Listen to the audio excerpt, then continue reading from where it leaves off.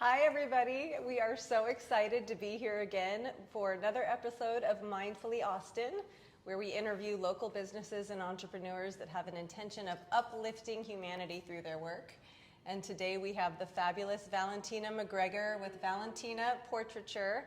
She is amazing, and so is this amazing studio. So we're so excited for you to join us. Thank you. Thank you guys for thinking of me for doing this. This is great. Yeah.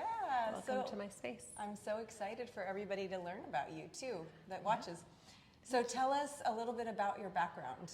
So, I started, where do we begin?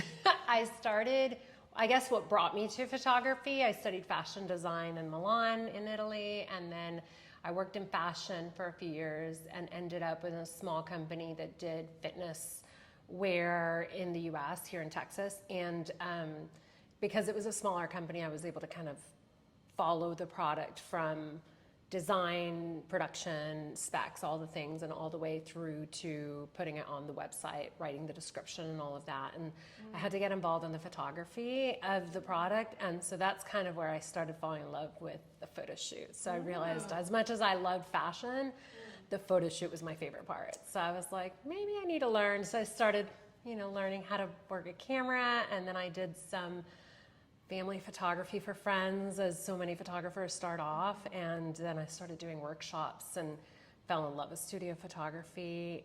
Promptly thereafter realized that I really wanted to specialize in working with women, so that's how I ended up here. So cool. Okay, I want to hear about working with women, and I'm so excited about that, but I also can't just pass up the fact that you went to school and studied in Milan. I know. It was, So honestly, it how was did a that dream. happen? It was a dream. Actually, my dream originally was to go to New York City. I got into FIT, but it was the 90s, and New York was not exactly super safe at the time. It was way before they really did a lot of reform in the city. So, my parents were like, you're not going to Milan, but you can go to Italy.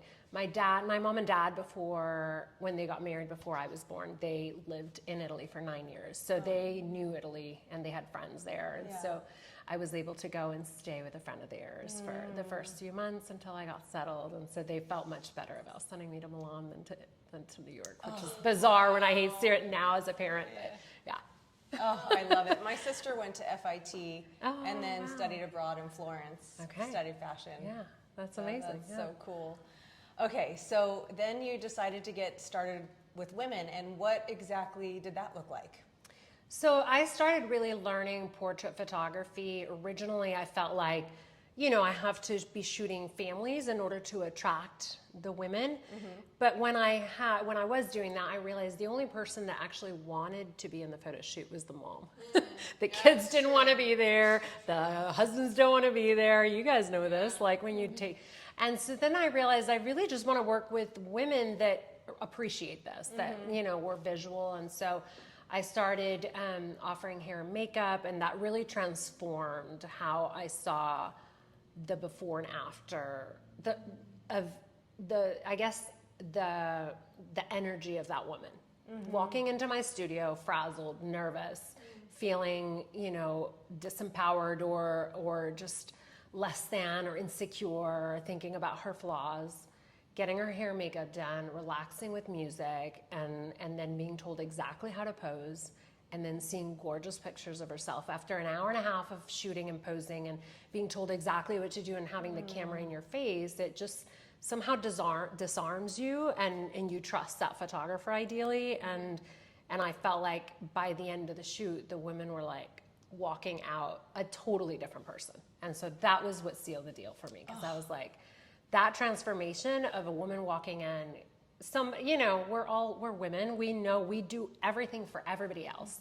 And we always think of other people, and we're the last person on our list. And so to me, to be able to offer a space and hold a place for these women to come in and just be about them, it was like, it was amazing. I love that. Yeah. Do you feel like in making these relationships and creating the relationships that you create with these women that they have transformed like permanently? Like they've taken and they look at themselves differently from so that many moment on. Yeah, it's kind of crazy. I've had anything from, you know, women that end up using those photos for their social media, for even their dating profiles. And then they're like, oh my gosh, I'm in this amazing relationship. It's been 2 years. This is a client from 2 years ago that I saw not long ago. Then, you know, I've had, you know, my husband noticed I'm just so much more confident, or, you know, I have this goal in my business, and within 2 months, like, because you just feel like, wait a minute, I am a badass. Like, I can do these things, but sometimes we become moms and, you know, our role is mom, and that becomes the primary role, or, you know, real estate agent, or whatever our jobs are, and we feel like, or wife or whatever, and that is our primary role, somehow is more important than being Hannah or being Megan. And then you just reconnect in that 3 hours in the studio, you reconnect with who you are, and you start walking a little taller, for sure. Yeah. I love that. I just read your newsletter that you sent out maybe yesterday, the story about your nose. Yeah. And your daughter saying that you always hated your nose, and your daughter had that dream that you had a little button nose. Yeah. And she was like, no. It's so funny. She woke up one day, she's like, I had the weirdest dream. And she tells me a story about how she woke up. It was like she was waking up, and I came up to her and was like, hey, how'd you sleep? And she's like, who are you? You're not my mom. And she's like, because it was you, it looked just like you, but you had this little, like, perky little button nose. And I was like, oh, I've always wanted one of those. I have to show this to my daughter, because that's her. I'm like, you have a beautiful nose. Honestly, I'm like, I'm so proud of being Italian, and that is part of it. So it's so silly that we focus on these areas of our bodies or our faces or whatever that is exactly what makes us unique and beautiful. Right. And then we focus on it as a flaw. And as an artist, I love I often ask clients, like, what's your favorite feature and what's your least favorite feature? Because if I can find a way to show that least favorite in a beautiful artistic way, I can help change that mind, like their minds. So it's, it's a fun. So great. So our next question, I feel like you probably are, I think everybody always sort of answers this in the first question, but it's, what is your big why? Oh, I don't think I answered that. So my big why is not the end result of what I do. So I started in photography because, you know, I explained my fashion background, but the reality is I grew up in a family of 4 kids, and my dad was super busy working, but my mom was a very strong, dominant, maternal, like, very amazing woman, but she never worked, and she did everything for all of us. And that was her life. And my older brother, who's 3 years older than me, had a life-threatening heart condition, and so we knew his days were limited, and she took pictures of every day. Like, if you go on my Instagram, you'll see I have like a video that I took of my parents' home, and it's the family home that I came to when I was 12 years old in the US, and it's pictures lining up every single wall of us growing up. And she just did that because she knew that we would only have them for a limited time. But all that to say that she spent her whole life just raising us. So when we grew up and left, it was like she just was lost. Like, she lost so much of herself. She didn't know who she was without us. And that was such a thing for me, because I remember growing up and becoming a mom and seeing myself easily fall into that role of, like, I just want to do everything for everybody, and I just want to be a mom, and I even homeschooled, and I did all these things. And then I realized I'm becoming my mother, and not to say that I don't want to, because I adore her, but there is aspects of, you know, of her life that I'm like, I don't want to live that way the last 40 years of my life, where I'm just depending on my children calling me, or, you know, because I don't have anything that I've done for myself. And so that really solidified, like, I want women to feel empowered and to feel, you know, like they can do anything, regardless that they're moms and that they're, you know, wives and so forth. So that was like a big why for me, that I'm like, I loved my upbringing, and I love that my mom took pictures of everything, and that was part of the connection with photography. But for sure, I just wanted more for the women that I see, that I'm like, yes, you are an amazing mom, but you're also an incredible, sexy, gorgeous woman, and, you know, your kids deserve to see you in that way. Yeah. Like, you know, later on when they look back at their pictures of their mom when you're in your 70s, like, look at her, you know? So that reminds me, that's one of my favorite pictures. When my grandma passed away and we were getting ready for her funeral, we were looking through the pictures, as you do, right? And that was my favorite picture of my grandma. She was like putting her stockings on because I had never seen my grandma in that light. Yeah. Because she just didn't express herself that way. Yeah. And she was just so gorgeous pulling up her stockings. Oh and I my was like, gosh. I love this picture. Yeah. So as you were explaining that reminded me of Yeah. that moment, that glimpse of her as herself, as her beautiful, sexy self. Yes, and we all have so many facets of ourselves as women, and I think to have that side portrayed is really intimate and special, and like only a few people in your family will get to see that. And I always say, like, my style of boudoir, whether you're coming for a boudoir photo shoot or other, but my style of boudoir is the kind of boudoir that you should be able to show your mom. Like, it's going to be artistic, it's going to be beautiful, it's going to be sensual, but it's going to be, yes, no, we're not doing anything crazy here, so maybe a little bit. Those are in the drawer. Yeah. So another question that I love is, you spend now so much time uplifting and empowering women. So what do you do to uplift and empower yourself? Oh, I saw that one and I was like, that's the hardest one to answer. But yeah, I guess because I'm so guilty of doing that very thing that I say we all do, and it's putting ourselves last. I love to cook. I love to cook, just meals from scratch. And so I do that every night. That's kind of my winding down. And I try to exercise daily. We have kind of a gym in our garage, and I do that. And I do try to make one appointment per week for me. That's good. So it's like a self-date. Yeah. Sometimes it can be just getting my nails done, sometimes it just is like going to a bookstore, and sometimes it's laying on the hammock and reading. It can look differently, but 1 or 2 hours where it's just for me. Yeah. Have you done The Artist Way? That's why. That's where I got it from. It's amazing. I love that book. Yeah. I need to get that back. Reread that. Yeah. It's I need so to good. I do my daily meditation, but that book changed my life when I was like 18, 19. Yeah. And then I bought the second one, and I haven't done it yet. I think that would be a fun thing to do. That's a good. It's a great book club.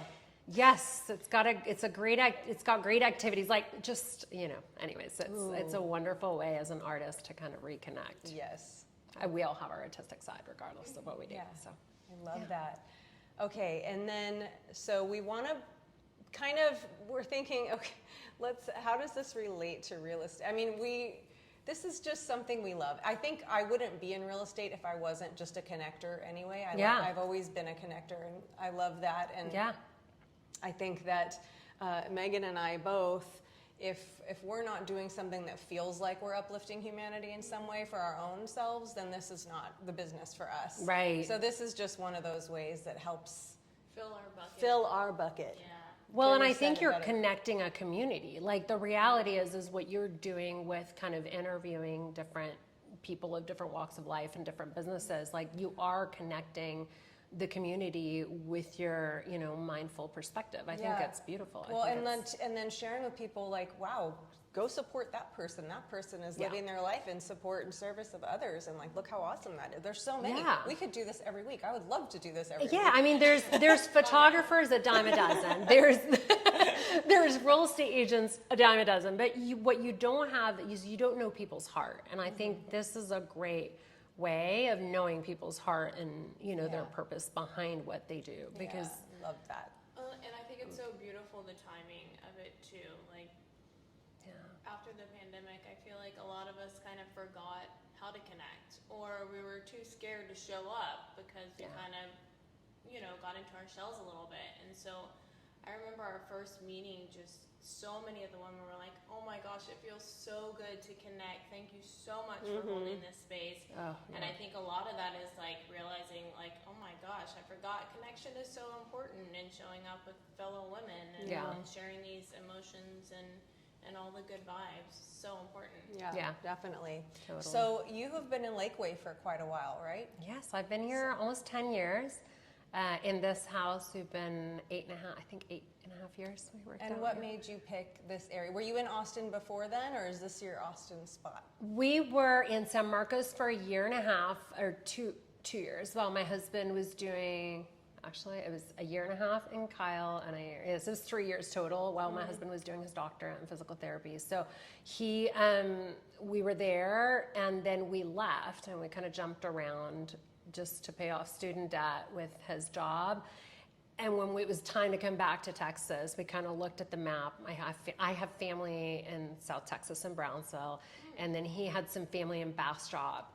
And we looked at the map and we're like, yeah, only Austin. Like we just knew we wanted to move to Austin, and he ended up with a job here that landed us, and we're like, all right, Lakeway it is. So to make it a shorter commute, and now he works for himself. So he got the job in Lakeway. Yeah, he got a job in Lakeway at the time, and he worked there for a few years and then started his own. What's one thing that you love about this Lake Travis Lakeway community? Oh, I mean, so many things. I love that it's a small town feel just outside the big city. So I love that I have the option to go to the theater 35 minutes away, 30 minutes away. And this weekend, and I also can just, let my kids ride their bikes, or, feel really comfortable that it's safe and so forth. I think we've lost our house key, so don't put my address out there, but we actually just leave. I mean, so we're just so comfortable with our community, and I love that you go anywhere to eat and you run into people and that kind of leads into my next question is, what's your favorite place in Lakeway to connect with people? Do you have a favorite go-to spot, or like coffee shop or lunch place? Not like, I don't know if it's a favorite place, but just a place that to me feels the most quaint. I lived in the UK for 6 years, and Cafe Lago is one of those places that every time we go, we know someone. It's always the same servers, and you know them, and sometimes they're polite, sometimes they're not, but they're always authentic. Like if nothing else, you're like, I just love it. The food is fine, it's great. Anyways, it's nothing amazing, but it's just real honest, authentic, old fashioned. Can you walk there from here? It's really yeah, close, you right? could walk here. My daughter, this is a side story, you can cut it off, but my daughter had a brunch committee from when she was 10 years old until 13 years old, that four of them would ride their bikes to Cafe Lago. Oh my gosh. And just the four of them would have Sunday brunch, at Cafe Lago, and they would tip. We would go spy on them sometimes just to see, are they being polite? That's the cutest 10 thing to 13 ever. years old, it's so cute. Well, why did they give that up? I don't know. They all got busy and started driving. They're like, we're So not riding our cute. bikes. Oh my gosh, I love that. Okay, so this next, did we ever clarify that the tip question? Yes.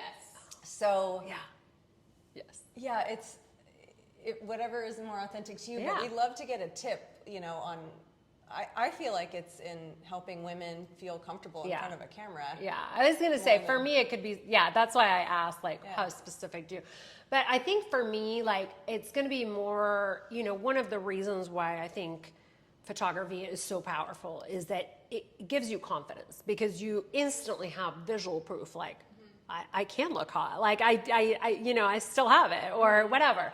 It gives you that visual proof, whereas in the mirror, we're kind of judging ourselves, even with yoga, you kind of tell people don't look in the mirror and judge yourself and so forth. So I think in terms of the biggest tip for feeling more confident is find one thing that is your I guess, I don't know if you guys grew, you're probably too young for this, but there was Sheila, so you remember so she would come out and you want to feel like that when you go out into the world. So what do you need to do to feel that way? For some people, it's putting on, an amazing face of makeup. For some people, it's their hair. For, I have a thing with these chunky bracelets, and some people it's high heels. We were just talking about Valentina's. So, do something that is yours that reminds you that you're a badass, and do that before you walk out. I love that. That reminds me of when my daughter was little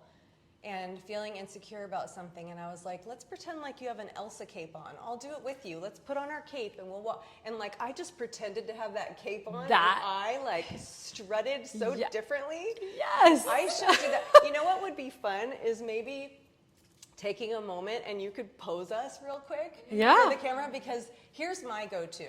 I think I've always been, and I grew up in an actress and on stage all the time, and every time the camera would come in front of my face, I'd like get nervous, my chin Everyone would get does wrinkled. that. And then like if I try to look sexy, I'm like, you know, like the most awkward.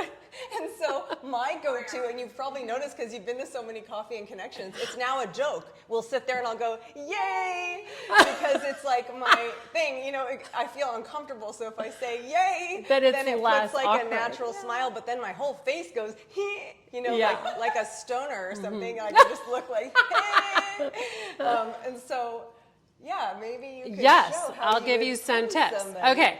First thing, you guys need to get much closer together. Like you really like each other, right? And so one of the things I always tell women is we always look better, like we want to show our curves, right? And so you want to sit with on your hip on this side. So you want to do that right there. No, other way, because then you're giving her your butt. Other way, right? You want to get closer to her. And so right there. And now, and you can cross that leg. And now what you're going to do, Megan, is you're going to put that hand on her knee, right there.